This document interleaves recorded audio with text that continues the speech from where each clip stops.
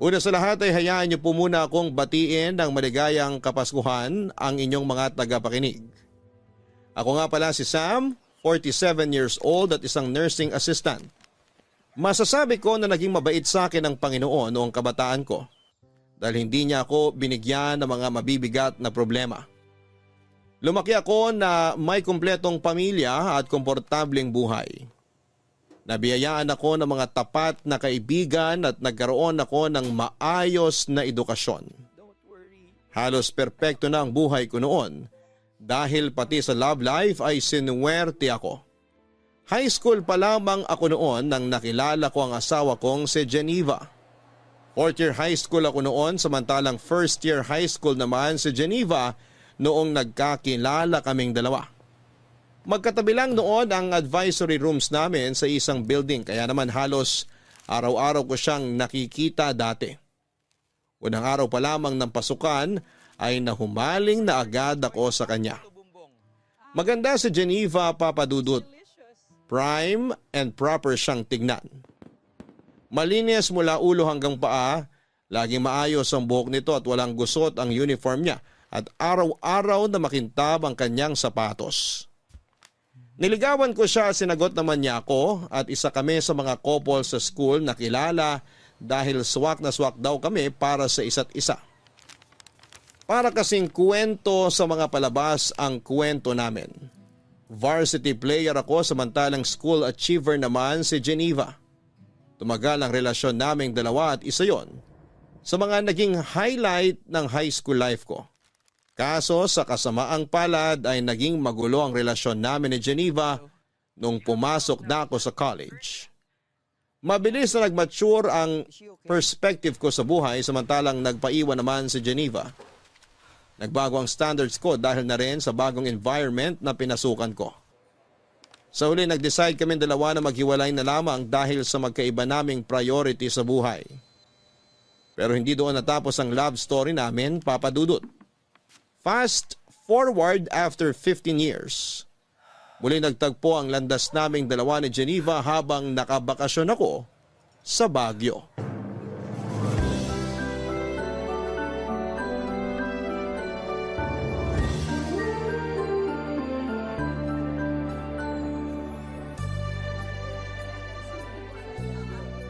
Excuse me, kuya. Pwede po ba magpakuha ng picture? Picture? Sure, sige. Teka, Geneva? Oh my gosh! Sam! Ako nga. Uy, kumusta ka na? Okay naman! Heto, office girl na. Grabe, long time no see ah. Tagal na rin pala, no? Nung uli tayong nagkita. Oo nga, high school pa ako nun eh. 10 years nang mahigit. Tama ba? 15 years to be exact. Ang galing! What are the odds na dito pa talaga tayo sa Baguio magkikita? Nakakatuwa nga eh. Kumusta ka na? Mabuti naman ako. Lisensyadong nurse na at gabi-gabing pagod. Ang galing! Saan ka nag-work ngayon? Sa public or private? Sa private ako, nursing assistant. I see. Sino naman kasama mo ngayon? Workmates, tsaka ilang kaibigan. Ikaw, mag-isa ka lang? Actually, kasama ko yung family ko nagbabakasyon. Kaso nasa Burnham Park sila ngayon eh. Gusto raw nilang mag-chill doon. Ako gusto ko mamasyal, kaya iniwan ko na lang sila. Nag-solo flight na lang ako kasi sayang yung oras. Marami kaya akong gustong pasyalan dito sa Baguio. Ilang araw ba kayong magsistay dito? 2 days lang. Last day na namin ngayon. Balik na kami sa Manila mamaya. I see. Kami naman, kararating lang namin. 3 days kami rito. Nice! Nakakit na ba kayo sa Benguet? Sa may strawberry farm? Hindi pa, pero plano namin pumunta dun mamaya. Punta kayo kasi in season ng strawberry ngayon. Pwede kayo mag-strawberry picking. Mas mura kaysa sa mga naka-display. Galing kami dun kahapon. Sige, sasabihan ko yung mga kasama ko mamaya. Nasaan pala sila? Bakit mag-isa ka lang ngayon dito? Nandun sila, bumibili ng souvenirs. Nagpaiwan na ako rito kasi ang ganda ng view. Oo nga eh, napaka-peaceful no? Tama, nakaka-relax. Ito yung maganda sa Baguio eh. Ang sarap sigurong manirahan dito. Maganda yung klima, tapos maganda yung environment, ang daming puno. Di ba nga isa to sa mga lugar na gusto mong puntahan noon? Oo, tapos after 15 years bago ko natupad yun. Wait, ngayon ka palang nakapunta rito sa Baguio? Oo, first time ko lang. Kaya nga sinusulit ko na eh. Mag-extend ka na lang kung gusto mo. Sama ka sa amin. Wag na, uy! Nakakahiya. Tsaka hindi ko kilala yung mga kasama mo, baka ma-OP pa ako. Isa pa, may work na ako bukas. Sayang naman. Kung nalaman ko lang ng mas maaga na nandito ka pala, kanina pa dapat kita in-invite. Paano man naman malalaman yun na ilang years na tayong walang contact simula nung maghiwalay tayo? Oo nga no, hindi tayo friends sa Facebook. Hindi. Naging busy na rin kasi tayo sa kanya-kanya nating buhay since then. Tsaka hindi pa uso Facebook noon. Tapos nung sumikat yung Facebook, nawala na yung connection natin. Pero maganda naman yung naging hiwalayan natin, di ba? I mean, pareho tayong nag-decide na di nag-workout yung relasyon natin. Kaya tayo naghiwalay. Oo, busy ka na masyado sa studies mo noon. Samantalang ako, bilang first time makaranas ng puppy love, kinulang sa atensyon. Sa huli, nag-decide tayong tapusin na lang yung relasyon natin kaysa pareho tayong mabaliw. Yeah, ganun na nga yung nangyari. Pero at least, in good terms pa rin tayo kahit papano. Hindi awkward surprisingly. Kaya nga eh, kumbaga, part na lang yun ng history natin. Totoo! So kung hindi ka busy, pa-picture naman ako. O sige, akin na. San ka ba? Dito banda, kunin mo yung view ha. Whole body ba? Ikaw nang bahala. May tiwala naman ako sa'yo. Basta click-click mo na lang tapos magpo-post na lang ako para marami akong pagpilian. Okay, sige. 1, 2, 3. Smile! Pagkatapos ng pagkikita namin yon ay hindi na nawala pa sa isipan ko si Geneva. Wala siyang pinagbago, prime and proper pa rin katulad nung una ko siyang nakita sa unang araw ng pasukan. Hindi ko alam kung bakit pero sa muling pagkikita namin ay parabang may nabuhay sa puso ko noong araw na yon. Pag-uwi sa hotel ay agad kong hinanap ang Facebook ni Geneva at doon ay inisto ko ang profile niya. Mangilan-ilan lang ang pictures niya online. Karamihan ay puro mga shared posts tungkol sa libro, pusa at mga travel destination. Ang pag-i-stalk kong ginawa kay Geneva sa Facebook ay umabot hanggang sa magdamag dahil pati comments at ilang interactions nito ay binasa ko. At isang napansin ko, Papa Dudut. Mukhang hindi pa siya nagka-boyfriend simula noong nagkahiwalay kami. O baka hindi lang siya masyadong ma-post pagdating sa love life niya. Natuwa ako sa kalamang yon hanggang sa napaisip ako, Papa Dudut. What if magkaroon kami ng second chance?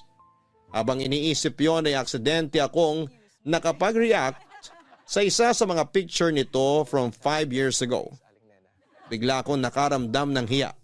Dahil kapag nag-notify yon kay Geneva ay malalaman niyang ini-stalk ko ang account niya. Kaya bago pa man niya makita ang notification ay inunahan ko na siya. Dali-dali ko siyang inad at saka nag-send ako ng message sa kanya. After 5 minutes ay inaccept niya ang friend request ko at nag-reply sa message ko. Pauwi na raw sila that time at sakto ang message ko dahil bored daw siya sa biyahe. Nang gabing yon ay nakapag-usap kami hanggang inabot kami ng umaga. Doon na po nagsimula ang reconnection naming dalawa ni Geneva. Pagkabalik ko sa Metro Manila ay hindi na ako nagpatumpik-tumpik pa at agad ko siyang in-invite para sa isang date, Papa Dudut.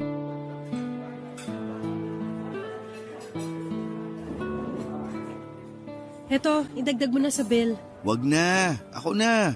Total ako naman yung nag-invite for dinner. Hindi, I insist. Hati na lang tayo sa gastos. Pagbigyan mo na ako kahit ngayon lang. Ikaw na lang taya sa sunod. Okay, sige. Bahala ka. Maganda rin yung style mo, ha? Anong ibig mong sabihin? Ganyan ba style mo para makakuha ng second date? Hindi ah. Kung gusto ko ng second date, mag-i-invite ulit ako. Hindi ko nahihintayin na yung babae ang mag-aya ng date. Bakit? Gusto mo ba ng second date? Wala namang kaso sa akin kahit ilang dates pa yan. Single naman ako eh. Ikaw, baka may problema sa'yo. Baka mamaya may girlfriend ka pala dyan tapos nakikipag-date ka pa sa ibang babae. Don't worry, wala akong girlfriend. Bakit naman? Ewan ko, baka napagod na rin ako sa dating scene. Hirap mag-alaga ng relasyon eh, lalo na kung di naman nag-work. Minsan, akala mo compatible kayo ng partner mo, pero pagtagal, marirealize mo na hindi pala kayo swak. Well, part yun ng pakikipag-date eh. Trial and error, kumbaga. Kung hindi nag-work, wala kayong magagawa. Pero for me, nasa pag-aalaga yan ng dalawang tao. Kung hindi nyo kayang alagaan yung relationship nyo, hindi talaga kayo mag-work. Kaya nga sabi nila, huwag kang pumasok sa relasyon kung hindi ka pa ready. Kasi sa relasyon, give and take yan. Hindi pwede yung isa lang yung nagmamahal. Hindi pwede yung isa lang yung nag-e-effort. Parang pagsasayaw lang din yan. Para magkaroon kayo ng rhythm, kailangan nasa parehong tempo kayo. Parang ang lalim naman ng pinanghuhugutan ng mga sinabi mo. May failed experiences na rin naman ako pagdating dyan. Kaya marami na rin ako natutunan. Heartbreaks make your heart stronger. Sabi nga nila, kailangan mo magkamali para matuto. Kailangan mo masaktan para sa susunod, mas magiging maingat ka na sa mga bagay-bagay. Totoo rin naman. Pero minsan, meron din namang mga pagkakamali na kaya pa ring ayusin di ba? Oo, lahat naman ng pagkakamali pwedeng ayusin. Katulad na lang nung nasa high school tayo. Marami tayong pagkakamali sa relasyon natin nun, kaya hindi nag-work. Bata pa kasi tayo noon. Hindi pa natin alam yung mga ginagawa natin. Pero pwede pa kaya natin yun ayusin? Ayusin? Ano pa nga ayusin natin dun? Matagal na yun. Hindi, I mean, may chance pa ba na, alam mo na, single ka, single ako. So, Nagpaparamdam ka ba ulit? pwede pa ba? Na-try natin ulit? Bakit naman hindi? Katulad nga ng sinabi mo, pareho tayong single. Basta ba itong gagawin natin, sigurado na.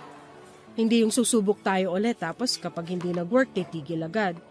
Ganun yung nangyari sa atin noon eh. Iba na ngayon, Geneva. Nag-mature na tayo. Iba na ang tingin natin sa mundo. Siguro naman hindi na mauulit yung nangyari noon. Tignan natin. Huwag nating madaliin para wala nang pagkakamaling mangyari. Sige, agree naman ako sa sinabi mo. So, since pumayag kang ligawan kita ulit, paano ba yan? Mas mapapadalas na ang date natin. Walang problema sa akin, basta share tayo sa gastos, okay lang. Bakit naman? Ayaw mong nililibre ka? Ayoko nung binibaby ako eh. Kaya ko naman ang sarili ko. Ayoko yung mindset na porket babae ako, kailangan ako yung inaalagaan. Wala dapat yan sa gender eh. Lalaki man o babae, dapat inaalagaan talaga. Gusto ko may fair treatment sa relasyon. Dapat na i-reciprocate lahat yung efforts. Wow! Hindi ko yan kakalimutan. Isa sa puso ko yung sinabi mo.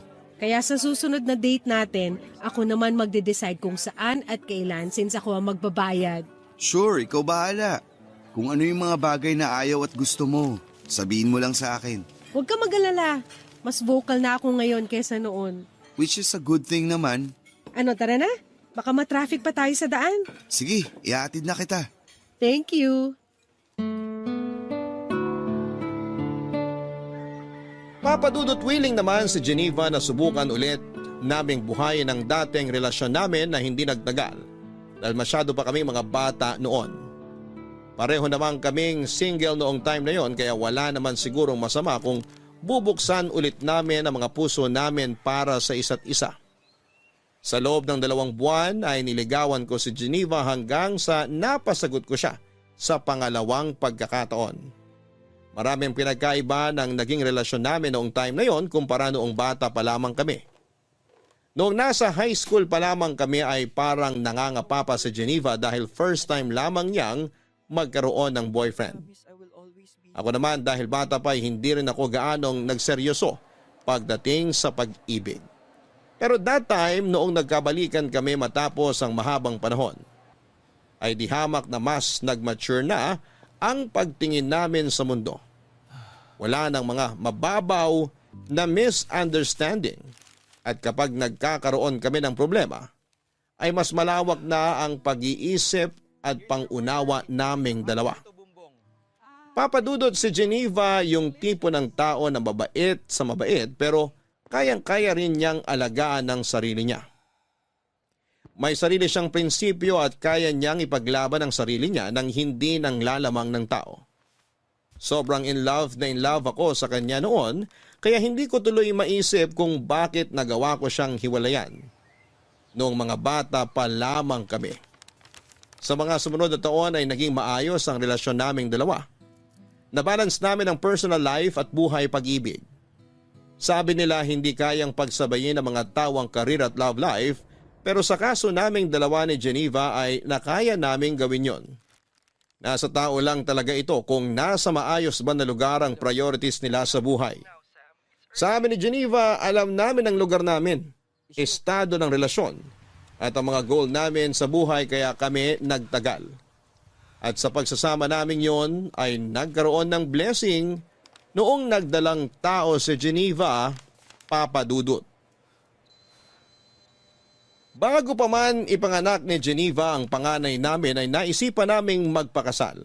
Simpleng wedding lang ang naganap at tanging kamag-anak at close friends lang ang dumalo sa kasal.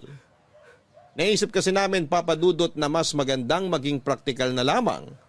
Ang importante naman sa kasal ay ang pag-iisang dibdib namin ni Geneva at hindi ang mga damit o kung anumang marangyang pagkakagasusan. Sa halip kasi na sa kasal ubusin ang ipon namin ay mas magandang gastusin na lamang namin ito para sa mga pangangailangan ng baby namin. Baby boy ang ipinagkaloob sa aming anak na pinangalanan naming Joseph.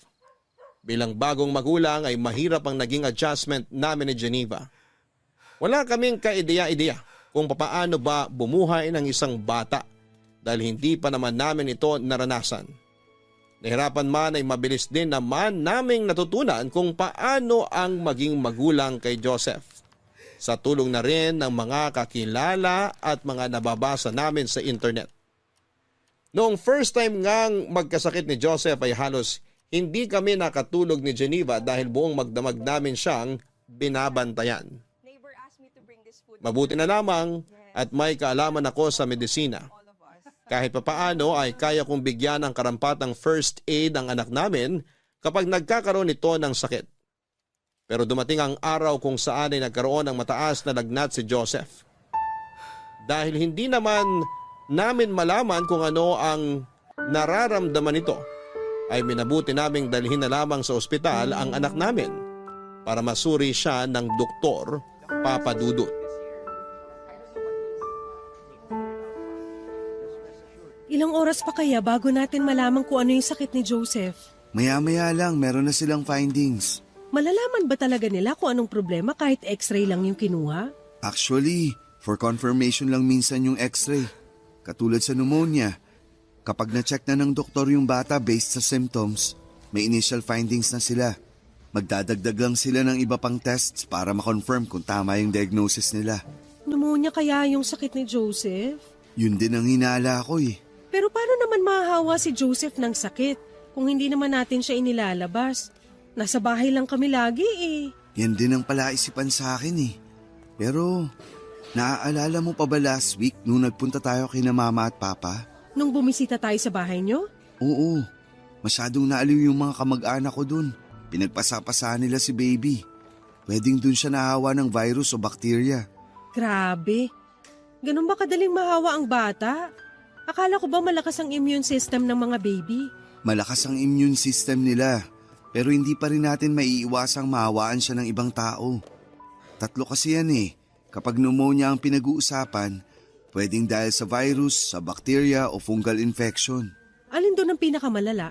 Madali lang gamutin ang pneumonia, lalo na kapag nasa early stage pa lang. Kung dahil yan sa virus, gamot lang ang katapat niyan.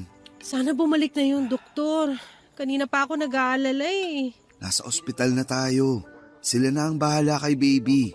Magtiwala ka na lang sa kanila. Alam nila ginagawa nila. Ganito pala maging magulang, nakaka-stress. Ngayon, gets na natin kung bakit napaka-overprotective sa atin ng mga magulang natin noon. Oo nga eh. Akala ko noon, OA lang sila. Pero ngayong ako na mismo yung nasa lugar nila, overthink talaga ng malala. Tama nga yung sinasabi nila na gagawin ng magulang ang lahat para sa kapakanan ng kanilang anak. Tsaka lang talaga mababagong perspective mo kapag nagkaanak ka na mismo. Sa susunod, mas maging maingat na lang tayo pagdating kay Joseph. Huwag muna natin siyang iharap sa maraming tao. Lalo na ngayon, ang daming sakit na nagkalat dyan.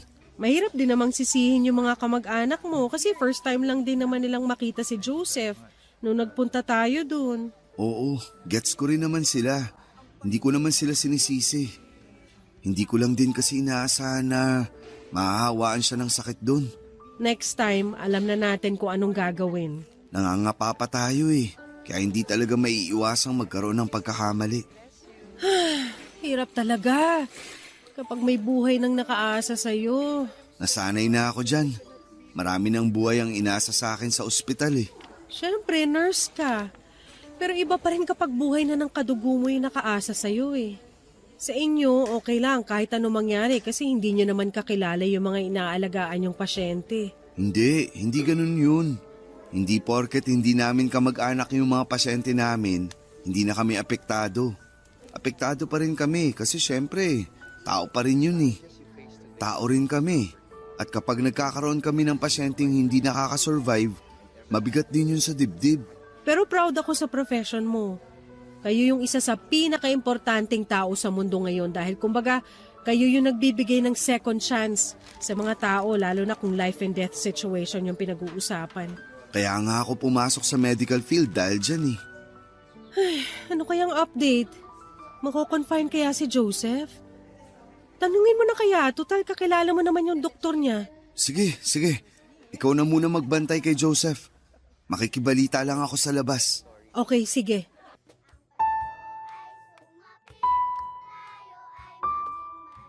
Lumabas na pneumonia nga ang sakit ng anak namin, Papa Dudut. Agad naman siyang ginamot ng doktor at mabilis na bumaba ang lagnat nito. Pagka-discharge ay niresetahan kami ng gamot para ipagpatuloy ito sa bahay. Akala namin noon ay magiging okay na ang bata dahil malaki ang tiwala ko sa doktor na tumingin sa kanya. Pero sa mga sumunod na araw ay biglang bumalik ang lagnat nito at mas lumala pa ang estado ni Joseph. Overnight ay bigla itong nahirapang huminga at nagsimulang magsusuka. Mataas din ang heart rate niya at nung nagsimulang mag-iba ang kulay ng balat nito ay itinakbo na namin siya kaagad sa ospital. Pagdating sa ospital ay natagalan pa bago natignan si Joseph dahil tinawagan pa nila ang doktor nito. Wala pang isang oras ay ibinalita na sa amin ng doktor na papunta na pala sa septic shock ang bata. Ginawa raw nila ang lahat ng makakaya nila pero sa uli binawian na ng buhay si Joseph. Noong time na yon ay ayaw mag-sink in ng balitang yon sa isipan ko. Sobrang in denial ako dahil nitong nagdaang araw ay okay na ang baby namin. Sa sobrang pagkabigla ay parang tumigil ang mundo ko. Hindi nag-function ang utak ko at saka ko na lamang na-realize na totoo nga ang nangyari noong nakita kong halos mapaupo na sa sahig ng ospital si Geneva habang umiiyak. Papadudot 8-month-old lang si Joseph noon at nangyari ang pagkamatay niya 3 araw bago magpasko.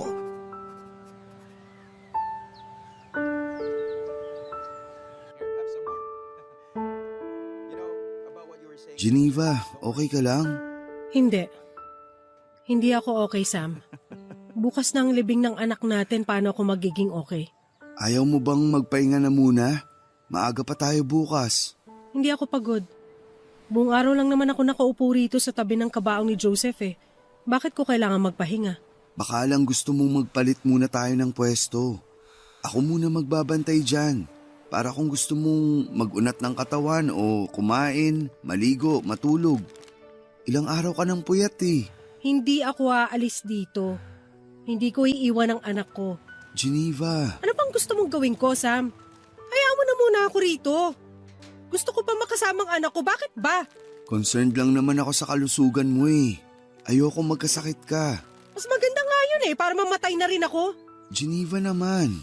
Ginawa ko naman lahat eh. Naging maingat naman akong ina. Naging maalaga naman ako. Hindi naman ako nagpabaya eh. Oo, alam ko. Naging mabuti kang nanay kay Joseph. Alam ko yun kasi nakita ko mismo kung papaano mo inalagaan ang anak natin. Pero bakit? Bakit wala na siya? Bakit nakahiga na siya sa kabao ngayon? Dapat sinunod ko na lang yung kutob ko. Dapat itinakbo ko na agad siya sa ospital na bumalik yung lagnat niya. Wala kang kasalanan sa nangyari. Hindi mo naman alam eh. Yun nga yung point, Sam. Dahil sa kabobohan ko, namatay ang anak ko.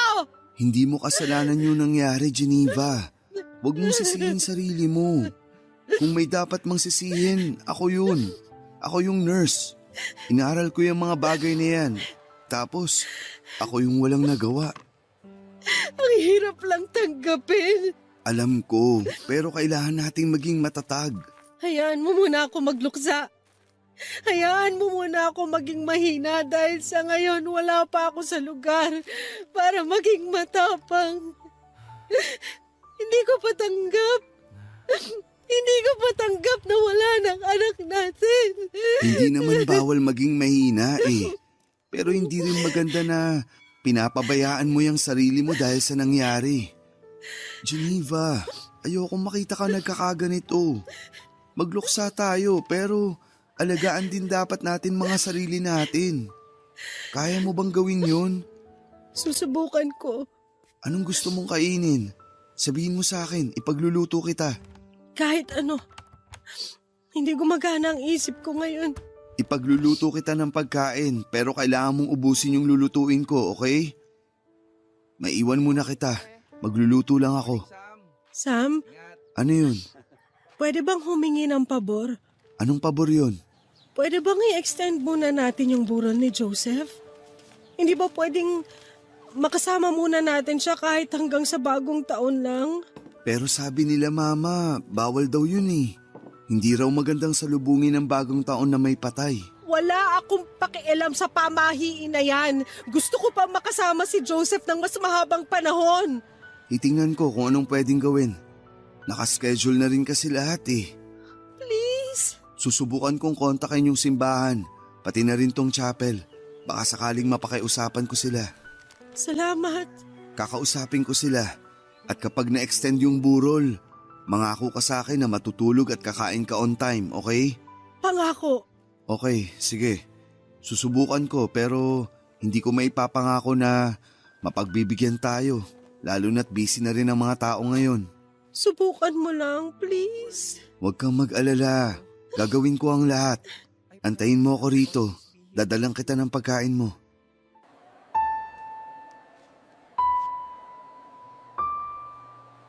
Malaki ang naging epekto ng pagkawala ni Joseph sa relasyon naming mag-asawa, Papa Dudut.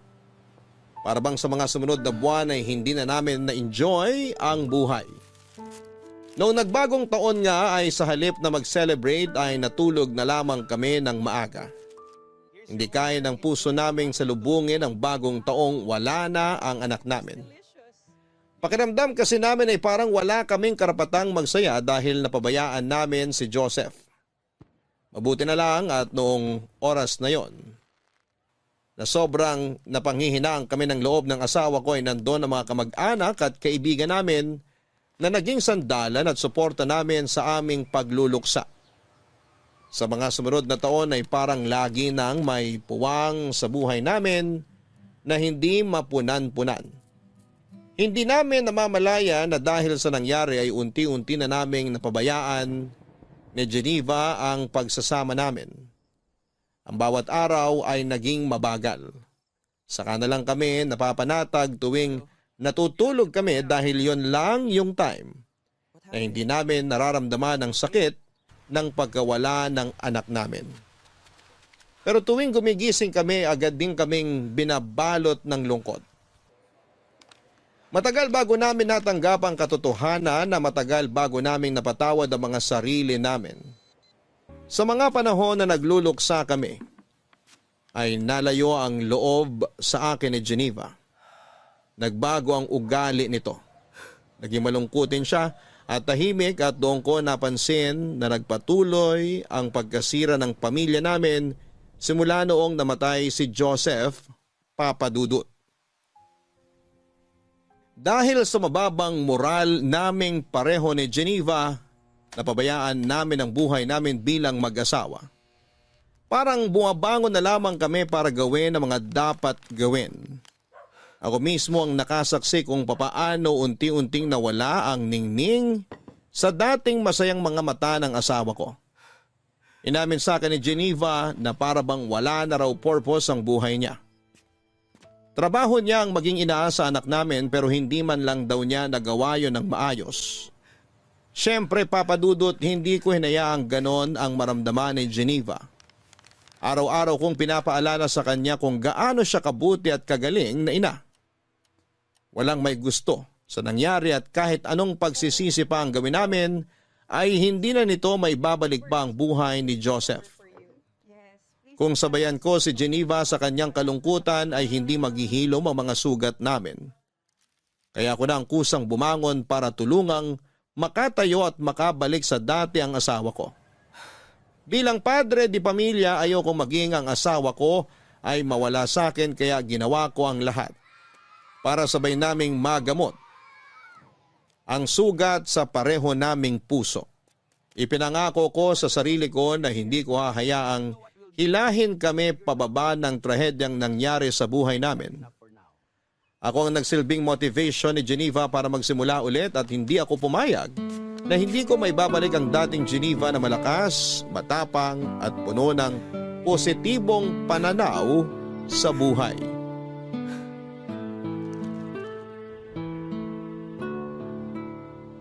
What if lumabas kaya tayo this weekend? Tagal na tayong di namamasyal eh. Marami akong trabaho dito sa bahay eh. Magliligpit pa ako ng gamit. E di sa susunod na weekend, kung kailan hindi ka busy, sabihin mo lang sa akin para makapagpaalam ako sa trabaho. Wag na. Wala pa ako sa mood magsaya ngayon. Tulungan na lang kita. Ano ba yung mga ginagawa mo? Nagliligpit ng ano? Basta. Tapos na akong kumain, maiwan na kita rito ah. Maliligo pa ako. Sandali, tapos ka na? Hindi man lang nabawasan yung pagkain sa pinggan mo ah. Hindi ako masyadong gutom. Wala akong gana. Kahapon yan din ang sinabi mo. Wala nang nutrients na nakukuha yung katawan mo. Kaya lagi kang walang gana sa ibang bagay eh.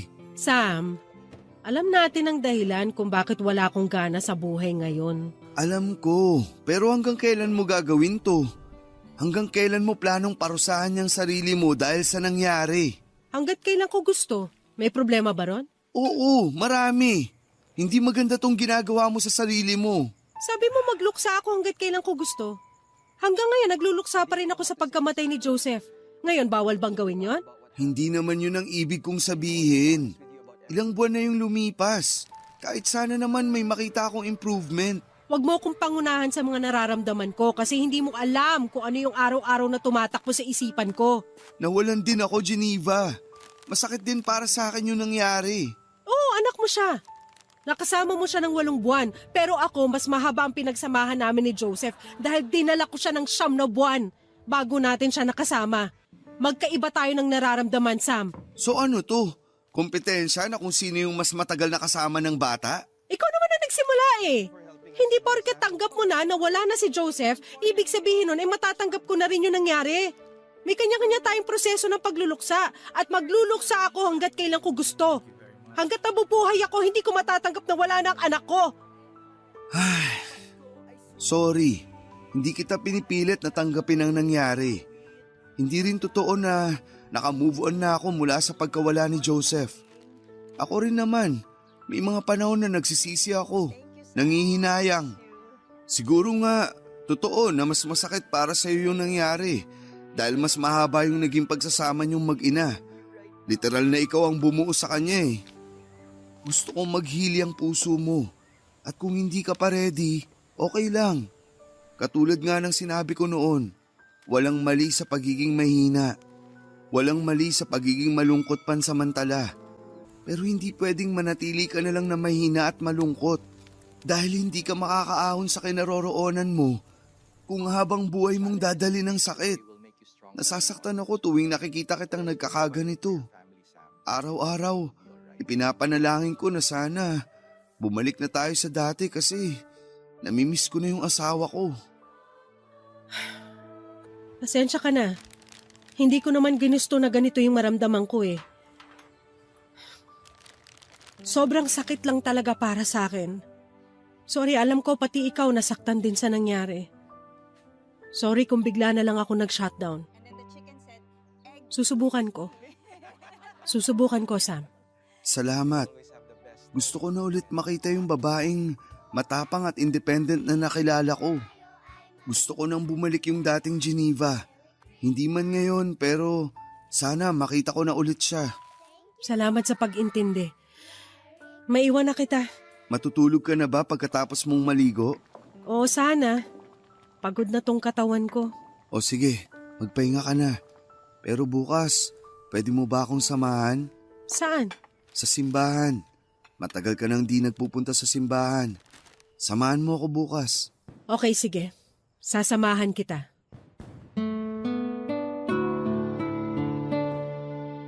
Ganun na nga po ang ginawa namin ni Geneva, Papa Dudut. Nagtulungan kami para makabangon mula sa nangyari sa aming pamilya. Pilit naming kinalimutan ang masamang pangyayaring yon sa buhay namin at sinubukan itong ibaon na lamang sa nakaraan sa pamamagitan ng paggawa ng bagong memories. May times na nagkakaroon kami ng relapse, lalo na tuwing may mga importanteng okasyon sa buhay namin at naaalala naming hindi na kami kumpleto. Pero time heals, ika nga nila. Dahil unti-unti ay natanggap din namin ang katotohanan na wala na talaga si Joseph. Nag-focus ako sa trabaho para makalimot, samantalang si Geneva naman ay naghanap ng mga bagong pagkakabalahan para maibsan ang kanyang pangungulila. Thankfully ay nagkaroon ng magandang balita sa buhay namin matapos ang mahabang kalungkutan noong nalaman naming buntis si Geneva. Sobrang saya naming pareho dahil nagkaroon kami ng second chance para maging magulang ulit. That time, babae naman ang naging anak namin, Papa Dudut, at pinangalanan namin itong Lorene. Sa pagkakataong yon, ay doble-doble na ang ginawa naming pag-iingat para sa pangalawang anak namin. Inespoil namin siya sa lahat ng bagay, ginawa namin ang lahat para hindi na maulit pang nangyari kay Joseph. Kaunting kagat lang ng insekto o lamok ay agad naming ginagamot ang bata. Mapaubo man o sipon, sakit ng tiyan at kung ano-ano pang tipikal na sakit ng bata ay nagiging okay na kami pagdating doon dahil ayaw na naming maulit pa ang nangyari noon. Sa kabutihang palad ay napalaki naman naming maayos na bata si Lorene sa sumunod na 9 na taon, Papa Dudut.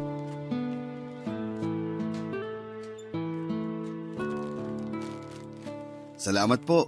Keep the change na lang po. Oh, ayun na yung favorite mong puto bumbong. Salamat, Daddy! Isa lang po binili nyo? Wala po kayong binili para sa inyo ni Mami? Sa susunod na lang. Busog pa ang daddy mo eh. Ako naman pass muna kasi kumain na ako niyan kahapon. Ikaw hindi ka ba nagsasawa dyan? Araw-araw ka nang kumakain yan ah. Mamaya maging kakulay mo na yung puto bongbong. Sige ka. Never po ako magsasawa sa puto bongbong. Ito na po yung best food sa buong mundo. Ay sus, basta talaga simbang gabi. Automatic nang may kasamang puto bumbong no. Kaya nga mas maaga pa tong nagigising kaysa sa atin eh. Puto bongbong lang yata habol mo kaya ka nagsisimbang gabi. Hindi po. Siyempre, nagpupunta po ako sa church para mag-pray kay Jesus. Ano namang pinipray mo? Na ano po, sana po maging healthy kayong dalawa ni Mami. Ah, ang sweet naman ng baby ko. Alam mo ba na kapag nakompleto mo raw ang simbang gabi, magagrant yung wish mo ngayong Pasko? Talaga po? Oo. Kaya po siguro hindi natupad yung hiling ko last year kasi hindi natin nakumpleto yung simbang gabi. Teka, hindi ba natin nakumpleto yung last year? Hindi yata. Hindi ko na rin maalala eh. Hindi po natin nakumpleto. Nakasulat po yun sa diary ko, kaya alam ko po yun. Last year po kasi, may work po sa hospital si Daddy. Tapos, puyat ka rin po, Mami. Kaya po hindi tayo nakapunta. Tanda mo pa talaga yun? Opo.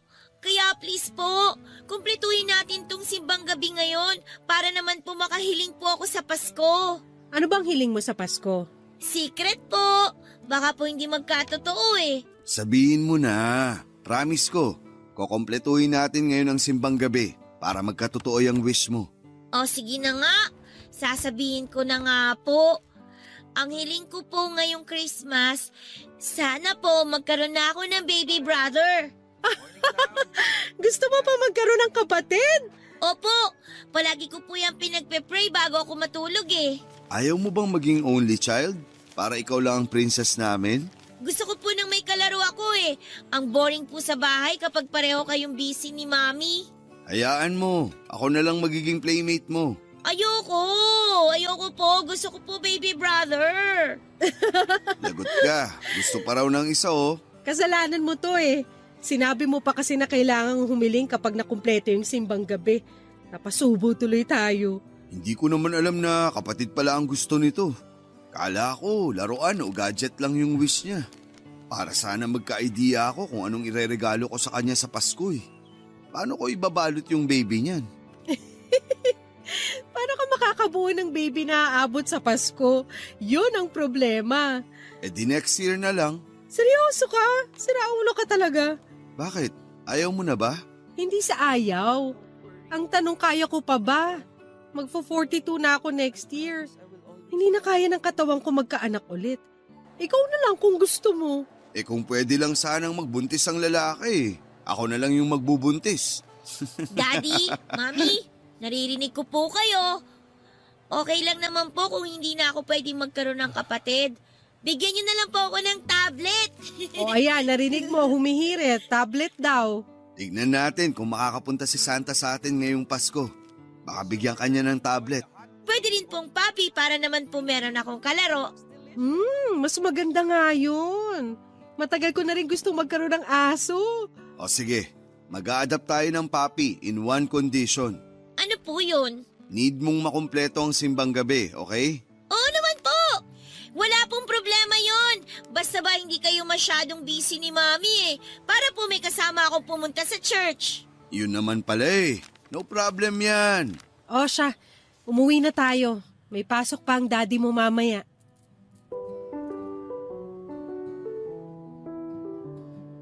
Simula pagkabata, Pasko na ang pinaka-paborito kong holiday sa buong taon. Yun kasi yung panahon kung kailan overwhelming ang saya na nararamdaman ng buong pamilya namin. Pakiramdam namin ay napaka-positibo ng lahat. Puno ng energy at lahat ng tao'y masaya't nagdiriwang. Taon-taon ay sinisiguro kong nagkakaroon ako ng time na makasama ang pamilya ko lalo na tuwing Noche Buena. Naging bonding time na namin bilang pamilya ang paghahanda ng pagkain at pagkakaroon ng family bonding habang nag-aantay na sumapit ang alas 12. Minsan nagmo-movie marathon kami. May pagkakataon naman na naglalaro kami ng board games. Every year ay sinisiguro naming mas enjoy ang bawat Pasko kesa sa nakaraang taon. Pagsapit ng Noche Buena, salo-salo kaming kumakain sa mga masasarap na handa at tuwing nangyayari yon, isang bakanting upuan ang inilalaan namin sa hapagkainan para sa anak naming si Joseph. Wala na siya sa buhay namin pero gusto namin ni Geneva na tuwing Pasko ay may espesyal na lugar ang panganay namin sa aming pamilya. Sa ganong pagkakataon ay nararamdaman namin na mas buo kami bilang pamilya. Gusto naming ipakita na kailanman ay hinding-hindi mawawala sa puso namin si Joseph. Pero papadudot ang hindi ko inaasahan noong taong yon. Sa halip na isang bakanting upuan lang ang kailangan kong ihanda sa pagsapit ng Pasko, ay 2 upuan pala ang mababakante sa mismong araw ng Noche Buena. Katatapos lang ng simbang gabi noon, tuwang-tuwa si Lorraine dahil sa wakas ay makakapag-wish na siya dahil nakumpleto na niya ang pagsisimba simula noong nagsimula ang simbang gabi. Dala ang paborito ni Lorraine na puto bongbong ay pauwi na kami noon at nagdesisyon na kung ano ang mga pelikula na papanoorin namin buong araw habang naghihintay para sa Noche Buena. Nakahanda na rin ang grocery list ni Geneva dahil marami siyang planong lutuin noong araw na yon. Sobrang saya ko noon dahil kompleto ang pamilya ko. Wala kaming problema, wala kaming inaalala. Ang mga regalo namin para sa isa't isa ay nakabalot na at naghihintay na sa bahay.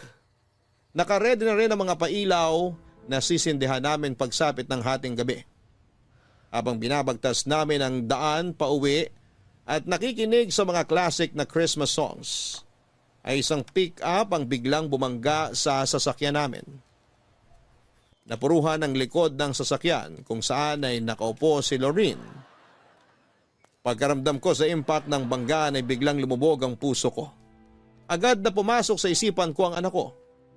Natakot ako para sa kanya at biglang nanumbalik ang bigat ng puso ko 9 years ago nung nabalitaan kong patay na si Joseph. Ayokong mangyari ulit yon, Papa Dudut, pero yon ang nasa isip ko habang nagpapaikot-ikot ang sasakyan namin. Kahit nahihilo ay agad akong lumabas ng sasakyan para i-check ang anak ko. Duguan nito at wala ng malay. Agad ako nagsagawa ng first aid samantalang tumawag na noon ng tulong si Geneva. Mabilis kaming nakarating sa ospital at doon ay agad na binigyang lunas ang anak namin. Sam, okay ka na ba? Oo, na-dislocate lang tong braso ko pero hindi na kailangang operahan. Mabuti naman. Ikaw, okay ka lang ba? Wala ka bang sugat? Wala, may ilang galos at pasalang ako. Malaking tulong yung suot kong seatbelt kaya hindi ako napuruhan. Salamat sa Diyos at okay ka lang. Si Lorene? Wala pa siyang malay. Natahi na yung sugat niya sa braso. Tinamaan siya ng bubog eh. Kinukunan na siya ng CT scan ngayon para malaman kung may internal damage ba siya. Diyos ko, bakit ba ito nangyari kung kailan magpapasko? Kasalanan ko to eh. Aksidente yung nangyari at wala kang kasalanan dun. Huwag mong sisihin ang sarili mo. Maayos na naging pagpapatakbo mo ng sasakyan. Kung may kailangan managot, dapat yung pick-up yun. Hindi nagminol sa intersection yung driver eh. Ano palang balita tungkol dun? Kumusta yung mga sakay ng kabilang sasakyan? Wala naman daw napuruhan sa kanila. Nakausap ko yung driver. Nandito rin sila sa ospital ngayon. Maya-maya may pupuntang pulis dito para mag-imbestiga. Gusto ko silang makausap. Nasaan sila? Sam, wag na. Pasko ngayon. Malala na itong nangyari sa atin kaya hayaan mo na lang muna sila. Paano ngayaan? Hanggang ngayon wala pang malay ang anak natin dahil sa kanila. Nasira raw yung brake ng sasakyan nila. Nakausap ko na. Humihingi na sila ng tawad sa nangyari. Tutulong naman daw sila sa mga gastos natin dito sa ospital. Hindi nila tayo tatakbuhan. Dapat lang. Kapag may nangyari talaga kay Lorene, pananagutin ko sila. Walang mangyayaring masama kay Lorene. Magtiwala ka lang sa Diyos. Sabihan mo ako kapag nandito na yung mga pulis. Gusto ko magsampa ng kaso sa mga bumangga sa atin. Reckless driving yun. Sam, wag mo na munang isipin yan. Mag-focus na lang muna tayo kay Lorene. Hindi maganda na galit at sama ng loob yung nananaig sa emosyon natin ngayon. Ang kailangan natin, kumalma, okay? Huminahon ka muna. Dapat nasa bahay na tayo ngayon eh. Dapat nagpe-prepare na tayo para sa Noche Buena. Hindi dapat tayo nandito ngayon. Wala na tayong ibang magagawa kundi harapin kung ano man tong nangyayari sa atin ngayon. Kapag bumalik na si Lorene, pwede naman nating dalhin yung handa natin dito, di ba? Dito tayo mag-celebrate ng Pasko. Paano tayo makakapag-celebrate kung ganito ang estado natin ngayon? Kung gusto, may paraan. Pwedeng-pwede tayo mag-celebrate kahit ganitong nangyari sa atin. Pero paano kung may Huwag masamang... mong isipin yan. Walang mangyayaring masama kay Lorene, okay? Makakaligtas siya. Hindi ko kakayanin, Geneva. Kapag mawala na naman tayo ng anak. Huwag naman sana. Hindi na tayo mawawalan. Hindi ako papayag na mangyari ulit yon. Natuto na tayo sa nangyari dati, di ba? Gawin natin ang lahat para maligtas si Lorene. Magtiwala tayo sa mga gumagamot sa kanya at manalig tayo sa Diyos. Tsaka malaki raw yung naitulong ng first aid na ginawa mo sa kanya kanina eh. Napahinto mo agad yung pagdurugo ng sugat niya eh, kaya hindi siya gaanong nawalan ng dugo. Mabuti naman kung ganun. Natawagan mo na ba sina Mama at Papa? Alam na ba nila yung nangyari? Oo, na-update ko na sila. On the way na raw sila. Nagpadala ko ng damit para makapagbihis tayo.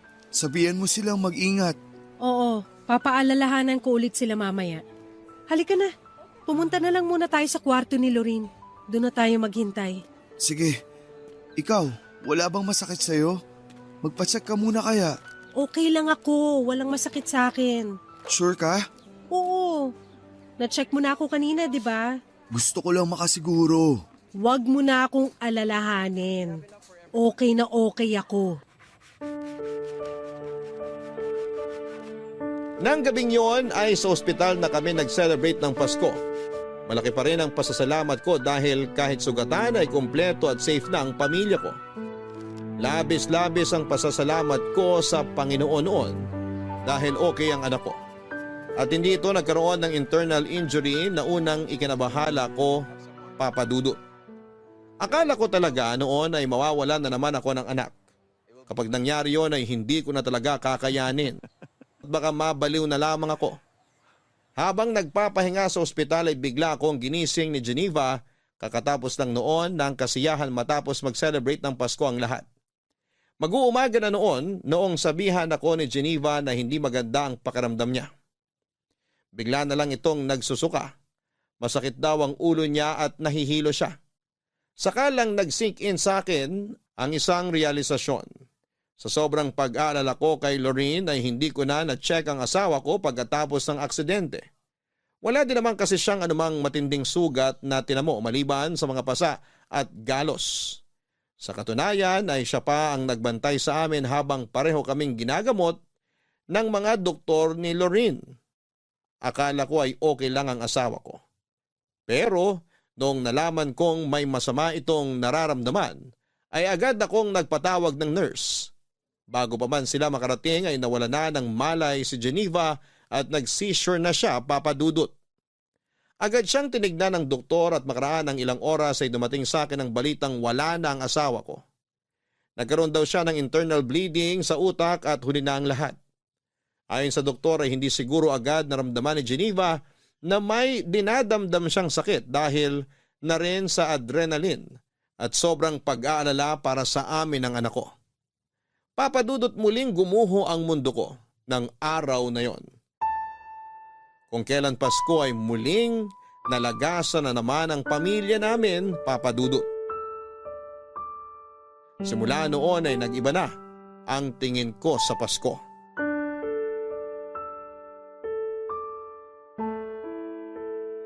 Daddy, sisindihan ko na ba yung kandila para kina Mami at Kuya Joseph? Okay, sindihan mo na. Ipe-prepare ko lang tong baked mac.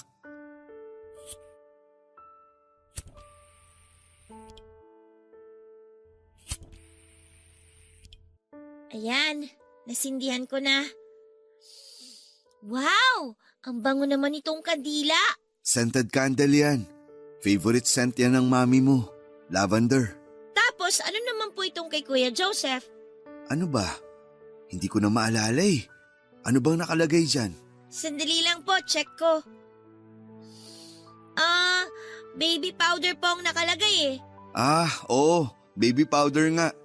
Ano, amoy baby ba? Parang medyo sweet siya, Daddy. Parang amoy ng cologne. Talaga ba? Opo. Daddy, tulungan ko na po kayo dyan. Ano po bang pwede kong ayusin? Ilagay mo na yung mga plato sa table. 4 lahat yan ha. Okay po. Akin na lang tong reindeer na plato. Tapos sa inyo naman po yung may Santa Claus. Tapos para kay Mami naman tong plate na may snowman. At kay Kuya Joseph naman yung may design na Christmas tree. Yung upuan nila Mami at Joseph, naayos mo na ba? Hindi pa po, pero isusunod ko na po, Daddy. Ayan, complete na. O heto, ready na rin yung pagkain natin. Maupo ka na. Sige po. Ang konti lang ng food natin ngayon, Daddy, no? Tayo lang naman ang kakain eh. Ano, kain na tayo para makanood tayo ng fireworks mamaya. Sige po. Oh, pray muna tayo bago kumain. Sige po, Daddy. In the name of the Father, and of the Son, and of the Holy Spirit. Amen. Panginoong Diyos, maraming salamat po sa biyaya ng buhay at sa mga pagkaing ipinagkaloob ninyo sa amin. Sa gabing ito ng bisperas ng Pasko, kami po'y nagpapasalamat sa pagdiriwang ng pagdating ng aming tagapagligtas, si Jesus. Naway maging daan ang aming pagtitipon para magkaisa sa pagmamahal, pagkakaisa at pagpapatawad. Pagpalain po ninyo ang aming pagkain at ang bawat isa sa amin. Sa pagkakataong ito, inaalala rin po namin ang mga mahal naming pumanaw, lalo na po sa araw na to, sa anibersaryo ng pagpanaw ni Geneva at Joseph. Kami po'y nagdarasal para sa kanilang mga kaluluwa. Naway maramdaman nila ang iyong kapayapaan at pag-ibig sa kabilang buhay. Gabayan po ninyo kami sa patuloy na pag-alala at paggalang sa kanilang mga alaala. Lord, sana po maging happy ang Christmas ni na Mami at Kuya Joseph dyan sa langit. Nag-prepare po kami ng space para po sa kanila dito. Ang hiling ko po ngayong Pasko, sana po maging masaya na ulit si Daddy katulad ng dati. In Jesus' name we pray. Amen. Amen. Bakit naman yun ang winish mo para sa akin? Hindi ba ako happy? Parang hindi po kasi kayo happy eh. Happy naman ako kasi nandyan ka. Medyo malungkot lang kasi hindi tayo kompleto. Pero masaya ako ngayon. Daddy, miss niyo na po ba si Mami? Oo naman. Miss na miss ko na ang mami mo. Sobra. Miss ko na yung taon-taon na panonood natin ng mga Christmas movie. Miss ko na yung mga luto niya. Miss ko na siyang yakapin. Ako rin po, miss ko na rin po si Mami. Ipag-pray na lang natin siya palagi na sana happy na siya sa heaven kasama ang Kuya Joseph mo. Sa tingin mo po ba, Daddy, nag-celebrate din kaya sila ng Christmas sa heaven? Oo naman. Sigurado akong magkasama sina Mami at Joseph doon ngayon. Nasa isang table din sila katulad ng ginagawa natin. Tapos may 2 upuan din sila doon para sa atin katulad dito na may 2 upuan din sila na naka-ready. Tapos sabay po tayo nagse-celebrate at kumakain? Oo, parang gano'n na nga. Hindi man tayo magkakasama, pero parang kasama na rin natin silang nagse-celebrate.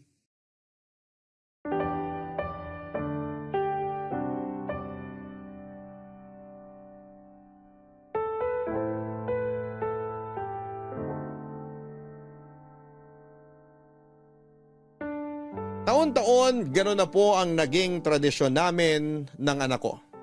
Lagi kami naglalagay ng 2 bakanting upuan sa hapagkainan tuwing Pasko para maging buo ang pakiramdam naming mag-ama. Weird man para sa iba pero yun na rin ang tanging naisip namin para makaiwas sa kalungkutan na maaari naming maramdaman sa pinakaimportanteng araw sa buhay namin. Nakakalungkot man na 2 death anniversary ang taon-taon naming inaalala tuwing Pasko pero sinisiguro naman namin ng anak ko na kapag nagdiriwang kami ng Kapaskuhan ay walang lugar ang kalungkutan sa puso namin sa mga oras na yon. Papadudot, hindi na po ako nakapag-asawang muli at kung ako ang tatanungin ninyo ay wala na akong planong mag-asawa pa. Ang pag-ibig ko ay para kay Geneva ay mananatili na sa puso ko habang buhay at hindi ko na ma-imagine pa na ibigay ito sa ibang babae. Kung meron man akong pagbibigyan nito ay walang iba kundi para na lamang sa anak kong si Lorene. Marami pa kaming pagdadaan ng 2 at pinapangako ko sa anak ko na ibibigay ko ang lahat